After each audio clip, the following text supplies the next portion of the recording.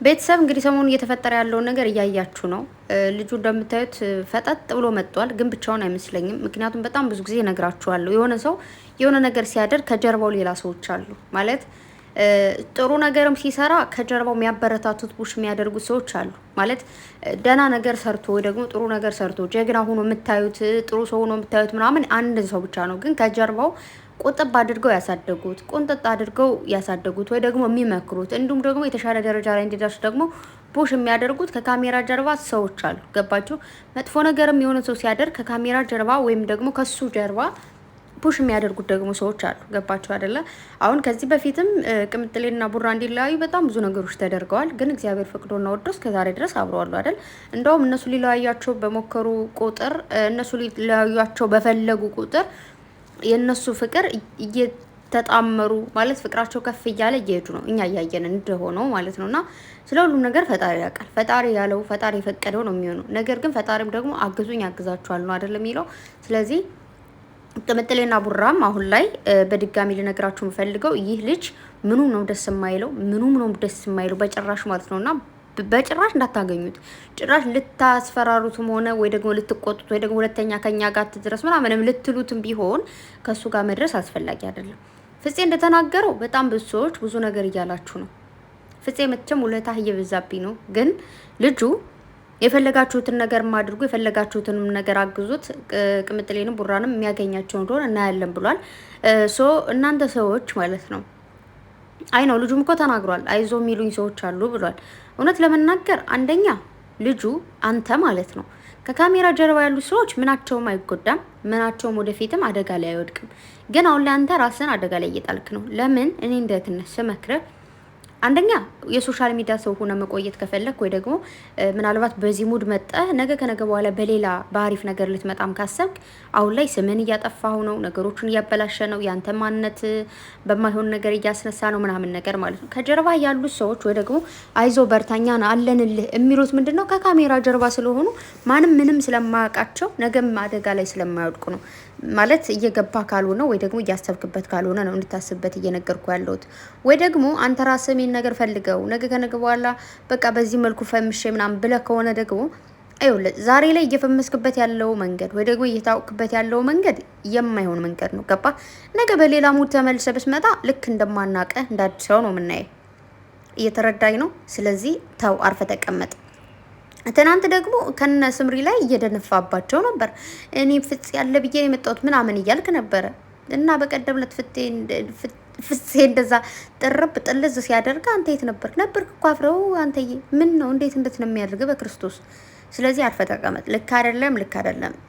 ልጅቷ እንኳን እኔ እንኳን እንደዛ በጥፊ ስመታው ምናምን ምንም የሚሰማ አይነት ልጅ አይደለም።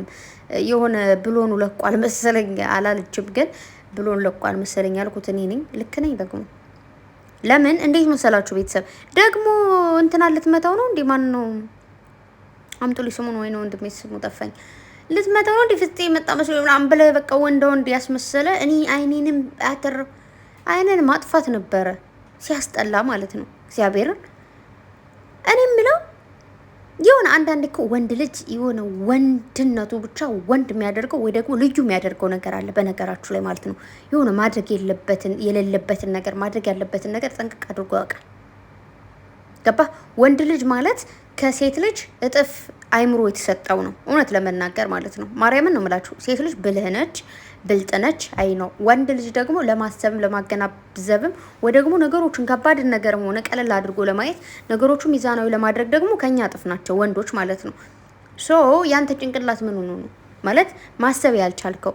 የሆነ አሁን ከዚህ በፊት በጣም ብዙ ልጆች እኮ ከቅምጥሌ ጋርም ከቡራ ጋርም መጠው ሰርተዋል እንደምታውቁት ማለት ነው። እንዲሁም ደግሞ በእነሱም ደግሞ ቪዲዮ ይሰራሉ ምናምን ነገር። ግን ከነሱ ላይቻለው እንዳንተ ገገማ የለም።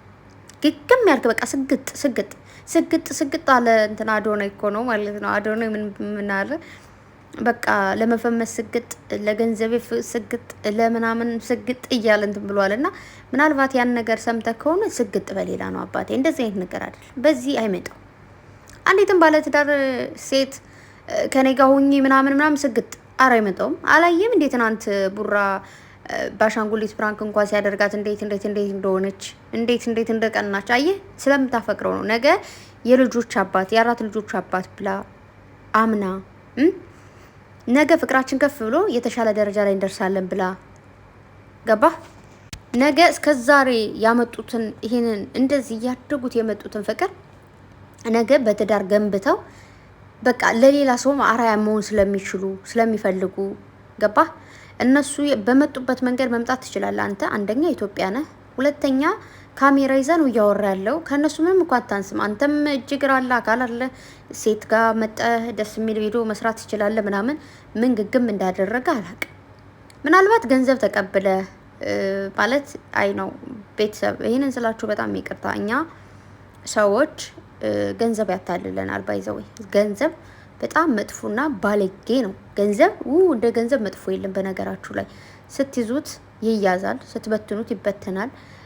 የሆነ ብር ስታዩ ትቀየራላችሁ። በቃ ራሳችሁን ራሱ ማታውቁ ሰው ልትሆኑ ትችላላችሁ። ግን ምንድነው ከሰው ልጅ እና ከገንዘብ የሰው ልጅ ይበልጣል። ገባችሁ?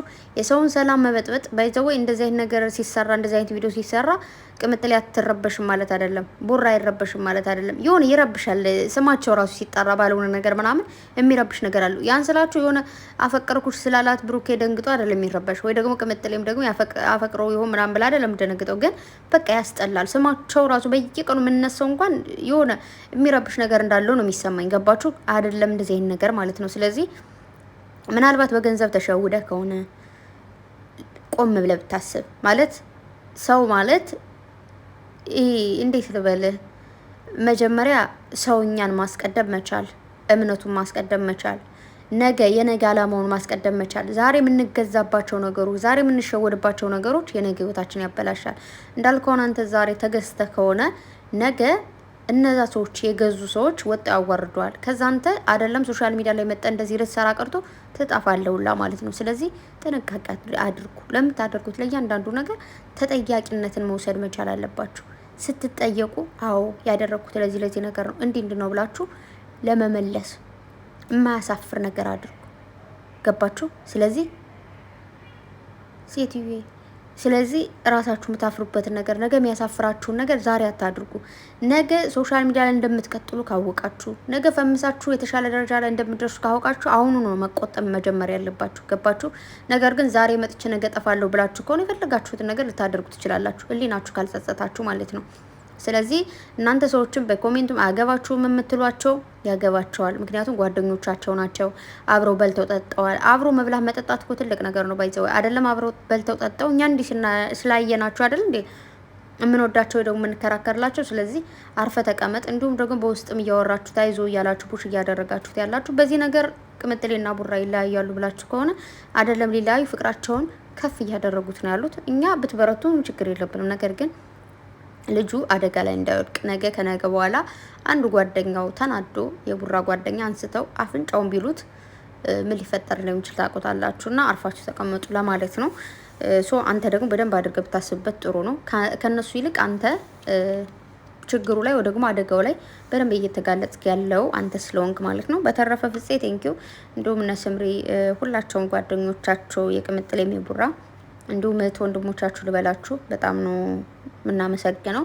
እንዲሁም ሌሎቻችሁ ደጋፊዎችም ደግሞ ይመቻችሁ።